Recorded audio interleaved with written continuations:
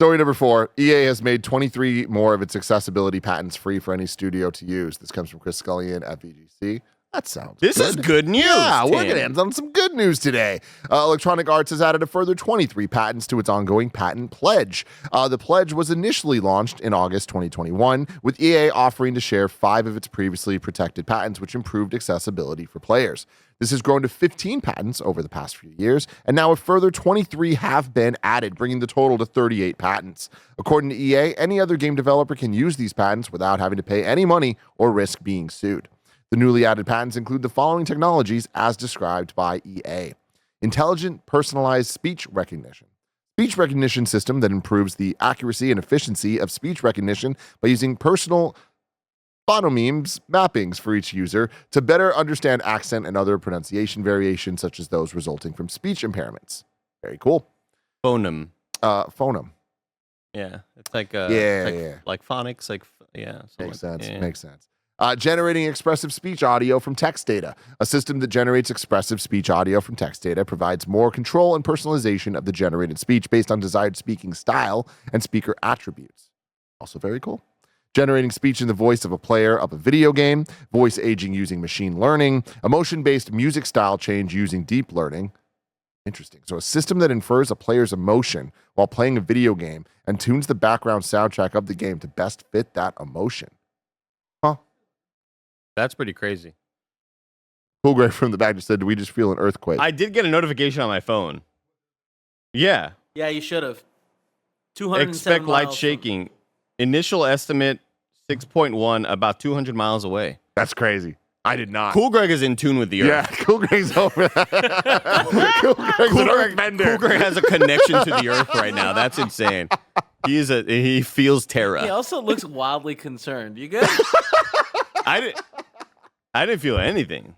Wait, yeah, You wait. felt a lot there. Cool Greg, what did you feel?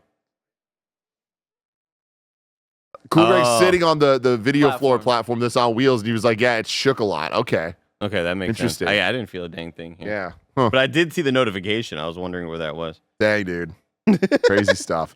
As well as the patents, EA also released an Unreal Engine 5 plugin, which enables in-engine use of its photosensitivity analysis tech Iris, which it open sourced last year. Sick. This is great. And meanwhile, Nintendo's like, hey, you can't throw a ball at somebody. If you fucking try it. Yeah, if you fucking try. I'm going to sue you for $8,000. Yeah. Just the smallest amount of money. This is awesome. I love whenever this happens, when a gigantic corporation that you normally just look at and like, oh, you're evil, evil, corporate money, people that only care about profits. But then they say, hey, we have some really helpful stuff that we want everybody to be able to use. And that's great. That's always awesome. Yeah, it really is, especially because, we talk a fair bit about accessibility options in games. And I've always been so impressed with PlayStation and how they've taken it so seriously between PlayStation Studios. I remember being at PSX in 2016, and we did our PS I Love You panel, and there was like a big panel with Shu and like a whole bunch of like these like pretty major panels after us, like the Naughty Dog, like Neil Druckmann came out, and at that point, Last of Us 2 had just been announced, I think, or like it was just like a lot of like big conversations during like really kind of the upswing of the PS4. And they gave a primetime slot to accessibility and how they are focusing on it across PlayStation Studios and how they're using each of their projects to learn and kind of like help out the other developers on their teams. And I just thought that was so cool. And that was, 8 years ago. Yep. And to see how the industry and Microsoft specifically have done such a great job to get the hardware out there, so many different forms of hardware, software to back it all up. And yeah, just this willingness to, within the ecosystems of each of the big, the big three, Nintendo kind of being its own thing that need to work on stuff like a lot. But to see EA, which is a bit more of that omnipresent third party, this can help everybody. Great stuff. You know, like this is the type of tech that there really needs to be just a sharing of not just information, but resources to be able to have more standardized options in games so that more people can play games. It's massive for small teams. You talk about a development team of 3 people that need to work on their game and are working 80-hour weeks in their own personal time, and in some cases leaving their jobs to make this one passion project. And then the game comes out and there may be a lot of issues because there's not accessibility. And it's like, well, we're a 3-person team and we have to make the game first, which is totally understandable.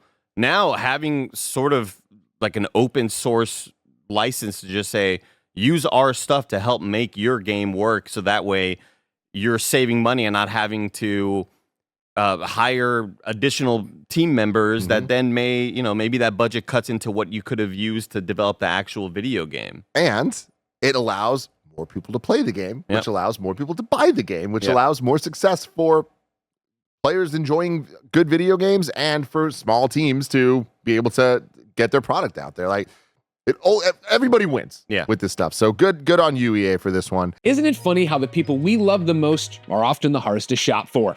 Luckily, there's one gift that everyone on your list is sure to enjoy: an Aura digital picture frame. Aura frames make it incredibly easy to share unlimited photos and videos directly from your phone to the frame. When you give an Aura frame as a gift, you can personalize it and preload it with a thoughtful message and photos using the Aura app, making it an ideal present for long-distance loved ones. I have one at my desk, I sent one to my mom, and I'm sending this bad boy to my dad for Christmas. Seriously, uploading photos via the app is so easy and such a nice way to share Ben's childhood with my parents, even though we're in San Francisco and they're in Chicago. Save on the perfect gift by visiting auraframes.com to get $35 off Aura's best-selling Carver matte frames by using promo code KINDAFUNNY at checkout. That's auraframes.com, promo code KINDAFUNNY. This deal is exclusive to you, our best friends, so get yours now in time for the holidays. Terms and conditions apply. This episode is brought to you by Shady Rays. Get ready for this holiday season ahead with quality shades built to last. Our friends at Shady Rays have all of your gift-giving needs covered with premium polarized shades that won't break the bank. Durable frames and world-class optics for all outdoor adventures. With an extensive array of styles and colors, you're bound to find the perfect pair of Shady Rays sunglasses. Y'all know I've been outside in the sun a lot playing Pokemon Go, and it's always such a great experience wearing Shady Rays when I'm out and about looking dope. Every pair of sunglasses is backed by lost or broken replacements. If you lose or break your pair, even on day one, they told us they will send you a brand new pair, no questions asked. Exclusively for you listening right now, Shady Rays is giving out their best deal. Head to shadyrays.com and use code KINDAFUNNY for 50% off 2 or more pairs of shades. Try for yourself the shades rated 5 stars by over 300,000 people. Shadyrays.com, use code KINDAFUNNY for 50% off 2 or more pairs of shades. Story number 1. Foam Stars next season will be its last, Square Enix has announced. This comes from Chris Scullion at VGC. The next season of Square Enix's free-to-play game, Foam Stars, will be its final. In a message posted on its official website, Square Enix has confirmed that the Party Goes On season, which starts on December 13th and lasts until January 17th, 2025, will be the final new season of content. The game will continue to run, however, with Square making the previous seasons available again for players to work through if they missed them before, which is pretty cool. In the concluding update, expansions will be introduced to enhance gameplay, such as the ability to customize shots of each character, and new enhancements elements such as Prism Gems, all aimed at ensuring players can continue to enjoy the game for the foreseeable future. All online services will remain available after the Party Goes On season ends. In addition, we plan to hold the Foam Stars Cup, a series of in-game events named after each character. Furthermore, to ensure that new players can fully enjoy Foam Stars, previous season passes will be made available again. Players can switch between season passes at any time to proceed along the season pass track of your choice and obtain items from past seasons. This will make it possible for players to obtain all the items from each season. In a letter to players, the game's producer, Kosuke Okotani, thanked fans for playing and said that they hoped they will continue to enjoy Foam Stars for many years to come. I don't want this to sound like a final message, since you will be able to continue playing the game, he stressed. He's stressed. He's stressed. Let me jump in here. Obviously, we've seen this story a million times. These type of games, multiplayer games, they come, they go. I mean, feels like it was just yesterday that we were talking about Defiant. It was. Yeah. It was. Yeah. X-Defiant. X-Defiant. This here feels like an inevitability. Foam Stars eventually having to end, not being supported with new stuff. I mean, like, I feel like most of us would have called that. This seems like a good, positive way to do it, though. It's hard for me to be positive right now, too. Yeah. I just feel sad about it all anyway. I feel like every time I'm on this show, which isn't a whole lot, but whenever I am, there's always a story along these lines. I don't disagree that the messaging sounds less doom and gloom than we're kind of used to getting with a lot of these. Either we're kicking it offline, or it's going offline, or the services will go through whatever month. It's just one of those games where you have to hope that the budget wasn't so crazy that it's not going to lead to a buttload of layoffs. And maybe I'm being a little too optimistic here, but I feel like with what the game is and how we've seen it and the way that the devs have talked about it, it always did kind of feel like it was supposed to be its little niche. Yeah, and them doing these moves of adding the season passes back, making sure the game will be playable. We'll see how long that actually lasts, but this does sound almost like there was a plan for this somewhere along the line of like, hey, let's hope that this blows up. But if it doesn't, we can kind of pull the ripcord in a way that like we don't need to just crash the game and have this be this epic failure. It can kind of be like, hey, we wanted to take this to the moon, but we ended up getting down like to 15th Avenue. You know what I mean? Right. But let's have fun at 15th Avenue. Let's make a block party out of it, right?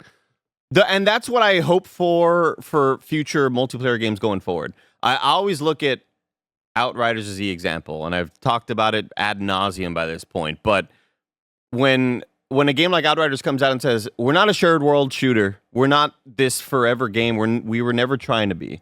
We're a game that you can get in, have some fun with, and if you stop playing in 2 months, or if our game goes offline or if our game stops putting out updates within a year, hopefully they did enough to where they were, they were able to kind of get back some of the funds going into it.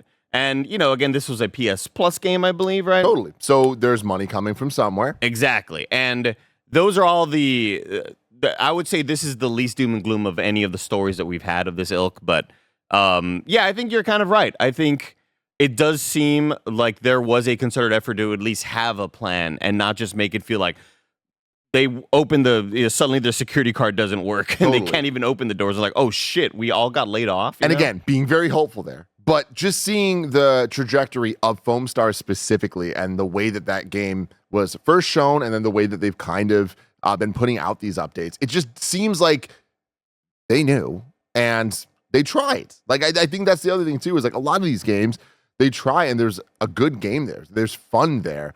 But can that fun find the audience it needs to be able to continue making new content?